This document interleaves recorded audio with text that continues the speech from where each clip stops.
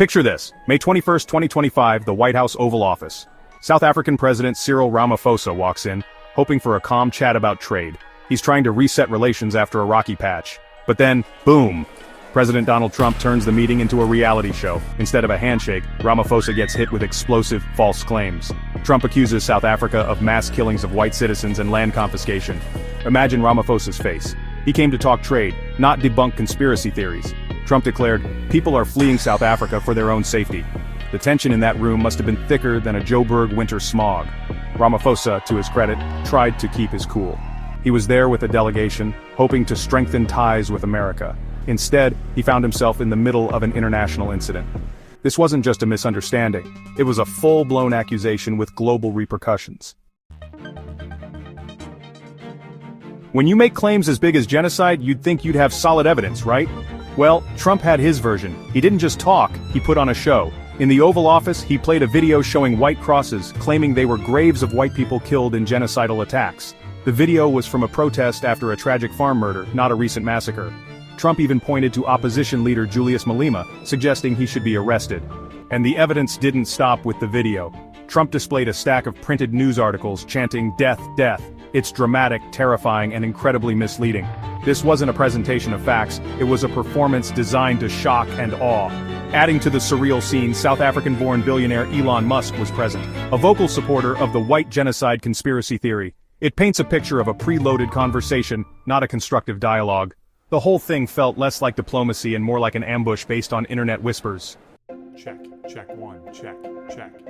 So, there's President Ramaphosa, ambushed in the Oval Office. What's a guy to do? Ramaphosa remained remarkably poised. He didn't shout or storm out. He pushed back, calmly but firmly. He gestured to the white South African golfers, Ernie Els and Retief Goosen, and billionaire Johan Rupert.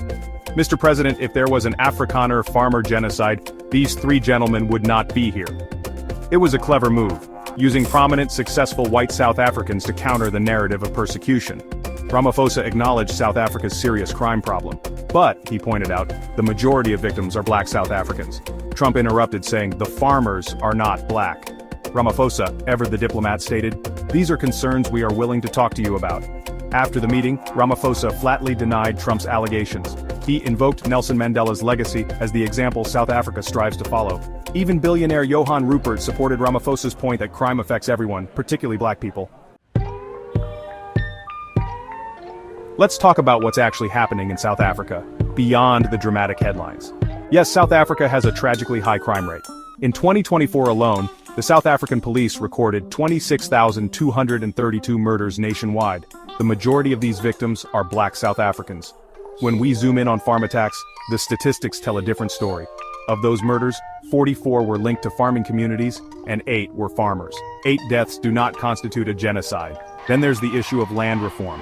South Africa is grappling with land reform stemming from apartheid injustices. A new land reform law includes provisions for expropriation without compensation, but only if it's in the public interest. No such expropriation has actually taken place.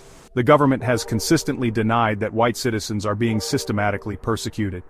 The reality of land reform is about addressing past wrongs and promoting equitable land distribution. It's about justice, not vengeance. So what happens after a meeting like that? After the accusations fly, what's the fallout? Ramaphosa had hoped to reset US-South Africa relations.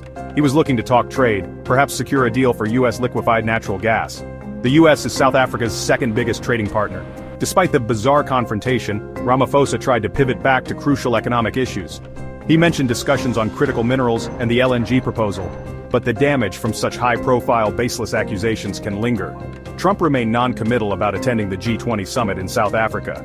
This kind of uncertainty doesn't scream strong diplomatic ties. It leaves everyone wondering where things truly stand. This episode throws a harsh spotlight on a bigger question: what is the role of truth in international diplomacy? When a world leader amplifies conspiracy theories, what does that do to international relations? It erodes trust, making cooperation on real global issues harder. The world watched this unfold, wondering if this is statesmanship or just a chaotic reality show. If this interests you, like the video and comment your thoughts on this subject. Until next time.